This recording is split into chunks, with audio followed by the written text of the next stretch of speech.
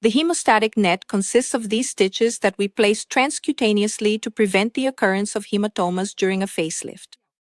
I've been using this surgical technique for over 10 years, and ever since Eduardo and I started adopting the hemostatic net, we haven't had any more cases of hematomas in our facelifts. The hemostatic net does not leave any visible marks on the skin. And why does this happen? We need to stop and think a bit about the skin's healing process.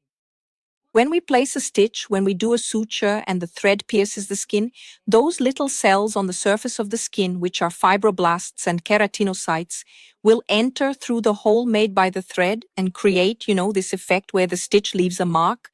This starts to happen between 3 to 5 days. In other words, for you to do a suture and not leave that stitch-like appearance, you need to remove the thread before the 3rd day. And that's what we do in the hemostatic network. The thread is removed on the 2nd postoperative day. This works for a suture. This also works, for example, when we are going to put in an earring. That's why when we get our ears pierced, we're told to leave the earring in and not remove it for a week, because after a week, those little skin cells have already grown through the earring hole and the piercing won't close anymore. This also applies to all of our sutures.